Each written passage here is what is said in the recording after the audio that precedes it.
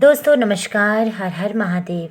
स्वागत है आपका एक और कथा के इस कड़ी में। आज की कथा बहुत ही सुंदर है। कथा हनुमान जी की अद्भुत पराक्रम से जुड़ी हुई है।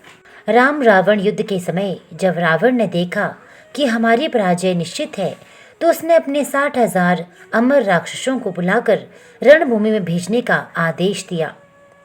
ये ऐसे थे जिनको काल भी नहीं खा सकता था।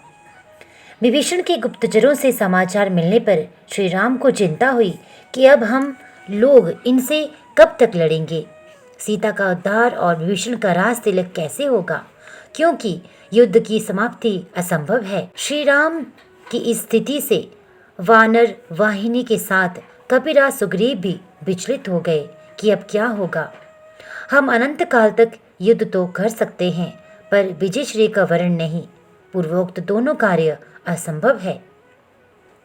अंजना नंदन हनुमान जी आकर वानर वाहिनी के साथ श्री राम को चिंतित देखकर बोले, प्रभु क्या बात है।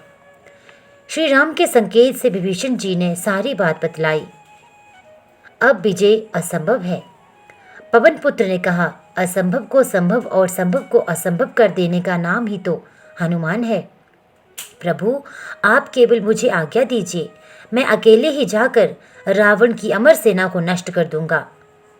कैसे हनुमान, वे तो अमर हैं। प्रभु इसकी चिंता आप न करें, सेवक पर विश्वास करें। उधर रावण ने चलते समय राक्षसों से कहा था कि वहां हनुमान नाम का एक वानर है, उससे जरा सावधान रहना। एकाकी हनुमान जी को रणभूमि में देखकर राक्षसों ने पूछा, तुम कौन हो? क्या हम लोगों को देखकर भय नहीं लगता जो अकेले रणभूमि में चले आए? मारुति, क्यों आते समय राक्षस राज रावण ने तुम लोगों को कुछ संकेत नहीं किया था जो मेरे समक्ष निर्भय खड़े हो? निशाचरों को समझते देर न लगी कि ये महाबली हनुमान है। तो भी क्या, हम अमर हैं, हमारा ये क्या बिगाड़ लेगा। भयंकर युद्ध आरंभ हुआ। पवन पुत्र की मार से राक्षस रणभूमि में ढेर होने लगे। चौथाई सेना बची थी कि पीछे से आवाज आई, हनुमान हम लोग अमर है, हमें जीतना असंभव है, अतः अपने स्वामी के साथ लंका से लौट जाओ, इसी में तुम सबका कल्याण है। आंजनेय ने कहा, लौटूंगा अवश्य, पर तुम्हारे कहने से नहीं, अपितु अपनी इच्छा से। हाँ, तुम सब मिलकर आक्रमण करो, फिर मेरा बल देखो और रावण को जाकर बताना।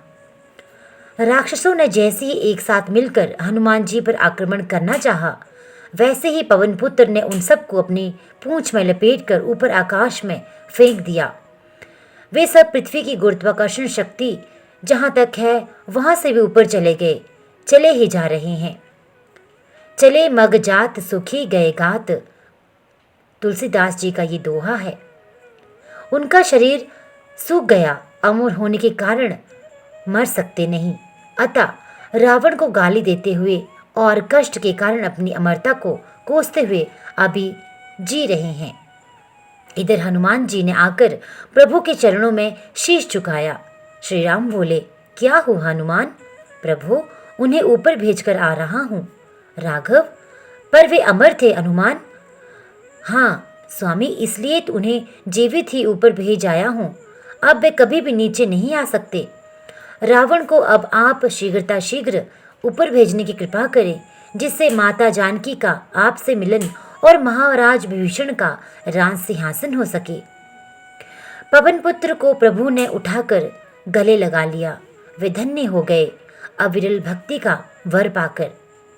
श्री राम उनके ऋणी बन गए और बोले, हनुमान जी आपने जो उपकार किया है वे मेरे अंग अंग में ही जीर्ण शीर्ण हो जाए, मैं उसका बदला न चुका सकूं, क्योंकि उपकार का बदला विपत्ति काल में ही चुकाया जा सकता है।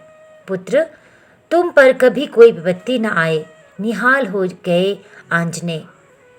हनुमान जी की वीरता के समान साक्षात काल देवराज इंद्र, महाराज कुबेर तथा भगवान विष्णु की भी वीरता नहीं सुनी गई।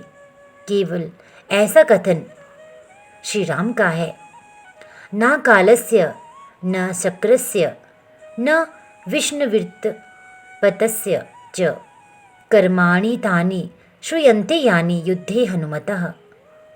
तो दोस्तों ये थी हनुमान जी की वीरता से जुड़ी एक कथा। ऐसी अन्य कथाएं और कहानियां सुनने के लिए चैनल के साथ जुड़े रहिए। चैनल को अधिक से अधिक सब्सक्राइब कर लीजिएगा। वीडियो को अधिक से अधिक शेयर करना बिल्कुल ना भूलिएगा। आप सबका दिन शुभ हो। हर हर महादेव। जय बजरंगबली।